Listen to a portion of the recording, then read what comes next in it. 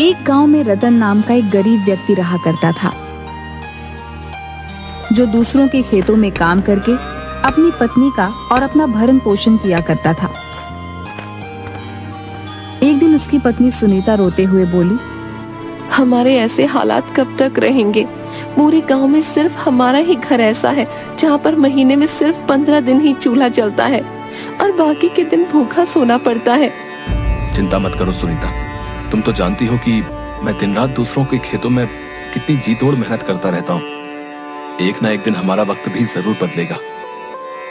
आप कब तक ऐसे ही दूसरों के खेतों में काम करते रहेंगे? कोई ढंग का काम क्यों नहीं ढूंढ लेते? मैं आपसे और स्त्रियों की तरह सोना चांदी नहीं मांगती। मैं बस इतना चाहती हूँ कि हम दोनों को पेट भर के भोजन तो मिल सके। ठीक है सुनीता, मैं आज दूसरे काम की तलाश करता हूँ। रतन कई दिन तक गांव में भटकता रहा, मगर किसी ने उसे काम नहीं दिया।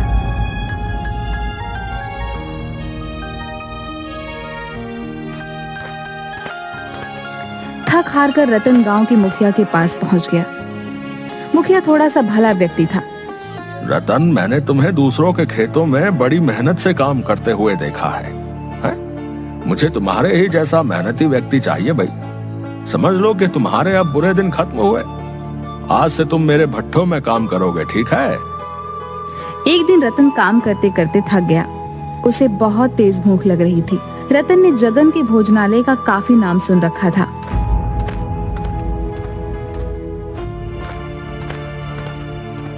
रतन जगन के ढाबे पर पहुंच गया। भैया, जल्दी से गर्मा गर्म अरहर की दाल देसी घी की रोटियों के साथ लगा दो और थोड़े से चावल भी लगा देना। बहुत जोरों की भूख लगी है भैया। अरे, दाल में तो बहुत अच्छी अच्छी खुशबू आ रही है और साथ में देसी घी की रोटियां भी हैं। आज तो खाकर मजा ही आ जाएगा। कुछ ही देर में रतन सारी प्लेट साफ कर गया और कालू से बोला, अब कितने पैसे हुए भैया? आपने अरहर की दाल, देसी घी की रोटियां और चावल खाए हैं। कुल मिलाकर आपके पैसे हुए 1000 रुपए। क्या क्या बकवास कर रहे हो तुम? बकवास नहीं कर रहा हूँ, खाने के पैसे मांग रहा हूँ। अरे ये ढाबा है या 5 स्टार होटल? इतना महंगा तो खाना शहर के रेस्टोरेंट में भी नहीं मिलता। मैं तो समझ रहा था कि इस ढाबे में खाना और ढाबे की तरह मिलता होगा। और वैसे भी दाल रोटी चावल की कीमत तो ज्यादा से ज्यादा 100 रुपए होगी। हर ढाबे पर तो यही रेट चल रहा है। तुम्हारा दिमाग तो ठीक है, हैं? जानते भी हो ये ढाबा किसी अरे गहरे का नहीं है, जगन भाई का है, जगन भाई का।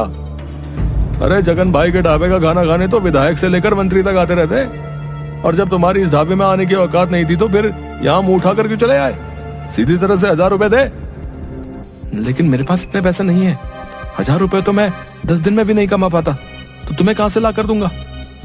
कालू अपने मालिक जगन को आवाज देते हुए बोला, जगन भाई, इस व्यक्ति ने पेट भर के भोजन किया है, लेकिन यह पैसे नहीं दे रहा। जगन क्रोधित होकर रतन के पास आकर बोला, क्यों रे? जब जेब में पैसे नहीं थे तो फिर खाने के लिए यहाँ क्यों आ गया? यहाँ मुफ्त में खाना नहीं मिलता, पैसों का मिलता है। चल पैसे निकाल। मुझे क्या पता था कि आपके ढाबे का खाना इतना महंगा मिलता है। मैं तो इस ढाबे को भी और ढाबों की तरह समझ रहा था। तो ये तुम्हारी दिक्कत है, मेरी नहीं। तुम्हें यहाँ आने से पहले मेरे बारे में लोगों से पूछ लेना चाहिए था। अब सीधी तरह से अपनी जेब से 1000 रुपए निकाल कर काउंटर पर रख दे, नहीं तो मैं तुम्हारी चमड़ी उधेड़ दूंगा। अब देखिए, मेरे पास अभी इतने पैसे नहीं है। आप ये 100 रुपए रख लीजिए और मुझे कुछ दिन की मोहलत दे दीजिए। मैं धीरे धीरे करके आपके सारे पैसे चुका दूंगा। अबे यहाँ मैं लोन बांटने के लिए नहीं बैठा। इतना कहकर जगन ने रतन को जोरदार धक्का दे दिया।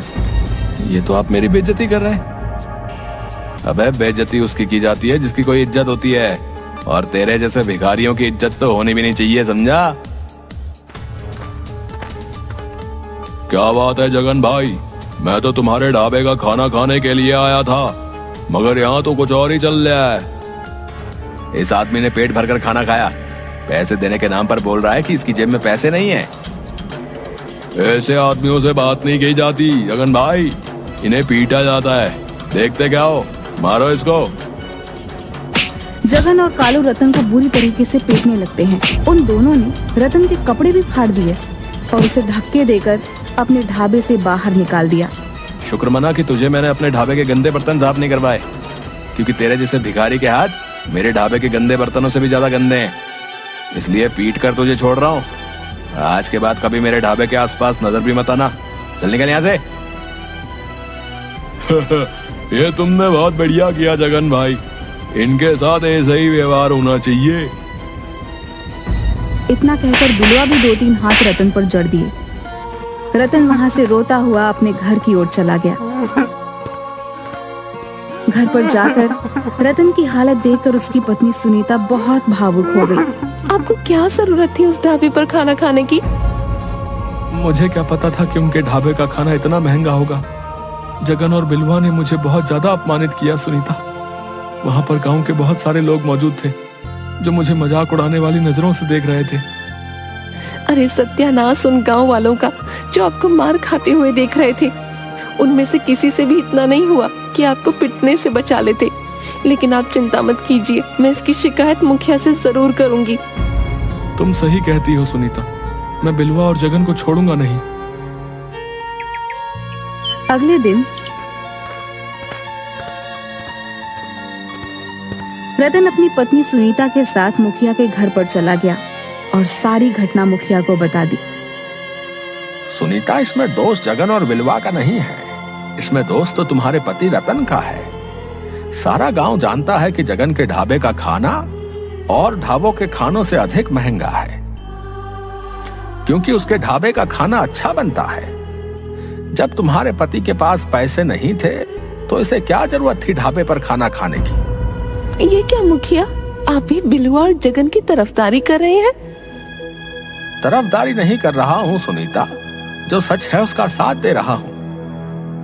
अगर इनके पास पैसे नहीं थे तो क्या वो मेरे पति को कुछ समय की मोहलत नहीं दे सकते थे? उन्हें पीटने का अधिकार किसने दिया? हाँ, ये बहुत गलत किया जगन ने, लेकिन तू चिंता मत कर सुनीता, इस बारे में मैं जगन से जरूर बात करूंगा और बिलवा के कान भी खींचूंगा।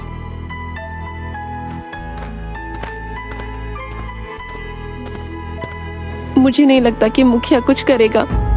साफ साफ दिखाई दे रहा था सुनीता कि मुखिया बिलवा और जगन के पक्ष में बोल रहा था, लेकिन मैं अपने अपमान का बदला जरूर लूंगा सुनीता।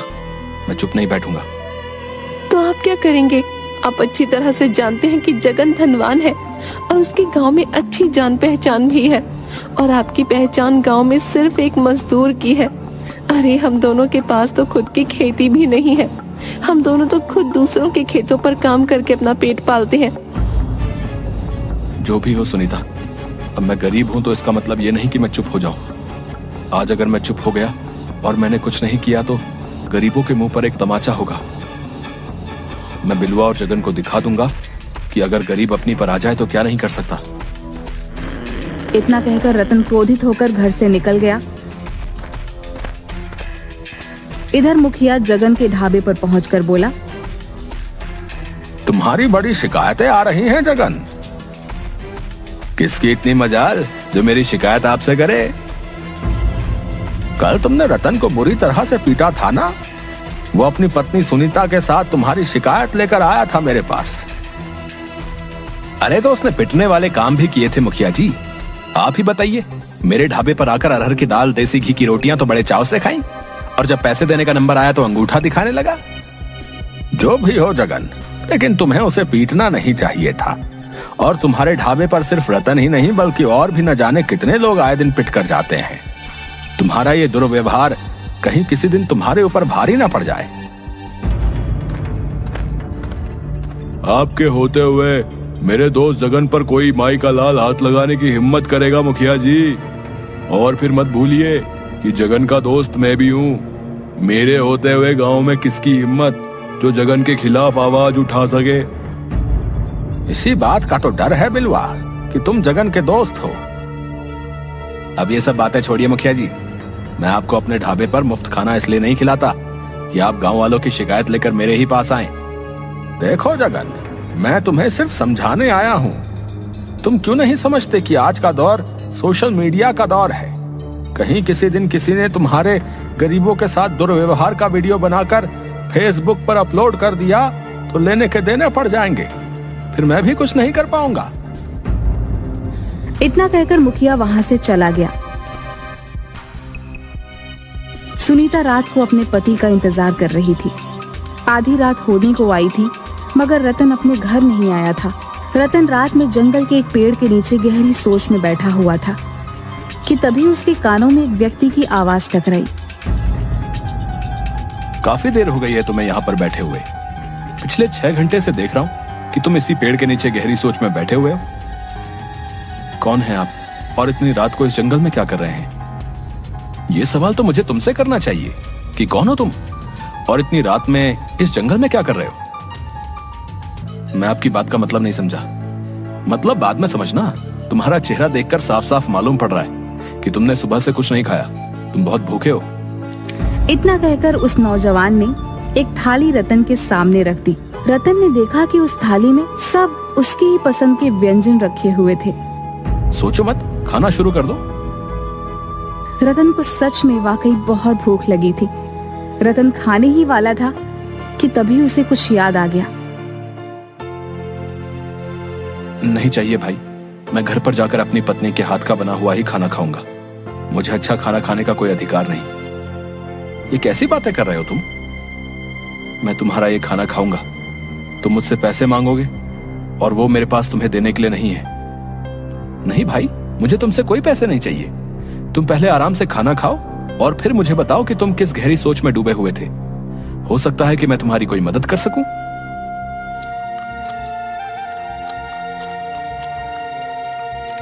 खाने के बाद रतन उस व्यक्ति को अपने साथ हुए अत्याचार की सारी घटना बताने लगा। तुम्हें पता है तुम कहां हो? मैं जंगल में हूं। नहीं, तुम जंगल के अंदर उस भूतिया जंगल में हो जिसे भूतिया जंगल के नाम से बुलाया जाता है, जहां पर लोग दिन तक में आने से डरते हैं। भाई, उस व्यक्ति की बात सुनकर रतन के चेहरे पर डर झलकने लगा। अचानक उसे याद आया कि वह गुस्से में इतनी दूर पैदल चलता हुआ यहाँ तक आ गया था कि उसे अब याद भी नहीं रहा कि वह जंगल के अंदर भूतिया जंगल में पहुंच चुका था। डरो मत, हम कोई भूत प्रेत पिशाच नहीं है। हम साधुओं की संतान हैं। इस जंगल में सिर्फ साधु और उनके परिवार ही रहते हैं। हम लोग बाहर की दुनिया से ज्यादा ताल्लुक नहीं रखते, क्योंकि हमारा सारा ध्यान ईश्वर की तरफ ही होता है। तुम्हारी बात सुनकर मुझे बहुत बुरा लगा। तुम बताओ, तुम क्या चाहते हो? मैं एक ऐसा ढाबा खोलना चाहता हूँ जहां पर हर गरीब सिर्फ 10 रुपए देकर अपना मनपसंद भोजन कर सके और उसके साथ अपमानजनक व्यवहार ना किया जाए। तुम्हारे इरादे के बारे में जानकर मुझे बहुत अच्छा लगा, वरना इस जंगल में इससे पहले भी कई लोग आए और अपने लालची पने का सबूत देकर मारे गए, लेकिन तुम पहले व्यक्ति हो जिसे गरीब की भूख की चिंता है। इतना कहकर उस व्यक्ति ने अपना हाथ जैसे ही घुमाया, उसके हाथ में एक बड़ी सी थाली आ गई। उसने वो थाली रतन को पकड़ा दी। ये जादुई थाली है, याद रखना। इस बारे में सिर्फ तुम अपनी पत्नी को बता सकते हो और किसी को नहीं। इस थाली के सामने खड़े होकर तुम जिस भोजन का नाम लोगे, वो भोजन स्वयं अपने आप इस थाली में आ जाएगा। मगर याद रखना, जिस दिन तुमने 10 रुपए से ज्यादा ग्राहकों से वसूले, उस दिन इस थाली का जादू समाप्त हो जाएगा। रतन रात के समय बड़ी सी थाली लेकर अपने घर आ गया।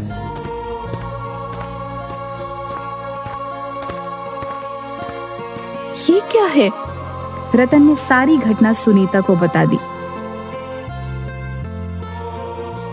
मैं तो अब तक यही समझती थी कि उस जंगल में भूत प्रेत रहते हैं। तुम नहीं, पूरा गांव यही समझता था सुनीता। वो सब तो ठीक है, लेकिन हम ढाबा कहाँ खोलेंगे? हमारे पास तो खाने के लिए भी रोटी नहीं है।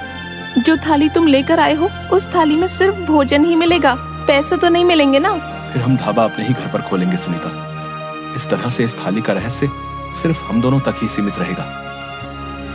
अगले दिन रतन ने अपने घर को एक ढाबे में परिवर्तित कर दिया और जिस कमरे में वो लोग सोते थे, उस कमरे में बड़ी सी थाली रख दी। रतन ने उस थाली के सामने खड़े होकर तरह तरह के व्यंजन के नाम लेने शुरू कर दिए। कुछ ही समय में पूरा थाली व्यंजनों से भर गया। सुनीता ढाबे पर वह सारे व्यंजन लेकर बैठ गई। कुछ ही देर में वहाँ पर एक गरीब व्यक्ति दौड़ता हुआ आया। यहाँ तो बहुत अच्छी खुशबू आ रही है। यहाँ पर ढाबा कब खुला भाई? आज ही खुला है। और आप पहले ग्राहक हो। आपके ढाबे में खाने में क्या क्या मिलेगा? हमारे ढाबे में हर तरह के व्यंजन बनेंगे, आपको जो भी व्यंजन पसंद हो। ठीक है भैया, तो मुझे एक प्लेट दाल मखनी और मक्खन के साथ लगी हुई रोटियां लगा दीजिए। रतन ने वह व्यंजन उस व्यक्ति के सामने रख दिया। दाल मखनी खाकर वह व्यक्ति बहुत खुश हो गया। भाई वाह, मजा आ गया। दाल मखनी तो बहुत से ढाबों पर खाई, लेकिन इस ढाबे की तो बात ही कुछ अलग है। कितने पैसे हुए?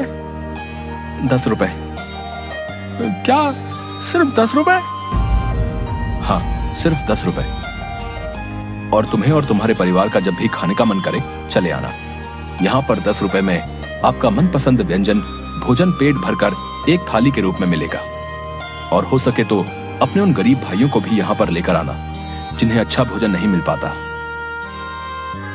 रतन की बात सुनकर वह व्यक्ति खुश होता हुआ वहां से चला गया और उसने सारे गांव में रतन के ढाबे का ढिंढोरा पीट दिया।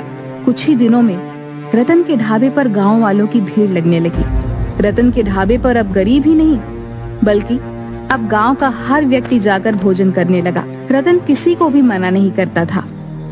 यह बात बिलवा और जगन को बिल्कुल भी पसंद नहीं आई। इस रतन का कुछ ना कुछ करना पड़ेगा, वरना हमारे ढाबे में तो ताले लग जाएंगे।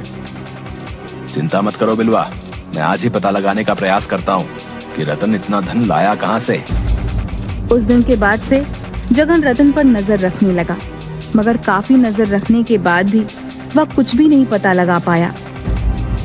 15 दिन से उसके पीछे हूँ बिलवा, लेकिन कुछ भी पता नहीं चला। चिंता मत कर, अब ये रतन खुद हमें बताएगा। एक दिन रतन किसी काम से जा रहा था कि बिलवा और जगन ने उसे पकड़ लिया। तो तू हमारा ढाबा बंद करवाएगा? जो थाली हम 700 की बेचते हैं तू सिर्फ 10 रुपए में बेचेगा, है बे? बिलवा भैया सही बोल रहे हैं। रतन सीधी तरह से बता दे कि तेरे पास इतना धन कहां से आया। मुझे छोड़ दो, नहीं तो मैं तुम दोनों की शिकायत पुलिस वालों से करूंगा। ये ऐसे नहीं मानेगा, मार मार कर इसकी चमड़ी उधेड़ दो। बिलवा और जगन रतन को बुरी तरीके से पीटने लगे। रतन उन दोनों से शारीरिक रूप से कमजोर था। रतन ने दर्द से कराहते हुए सारी घटना बिलवा और जगन को बता दी। चलो हमें भी उस जादुई थाली के पास ले चल। ये तो बिल्कुल बेवकूफ है जगन। अगर इसके पास जादू की थाली है तो हम दोनों उस जादुई थाली से इतना धन मांगेंगे कि अपने 5 स्टार होटल इस गांव में खोल सकें।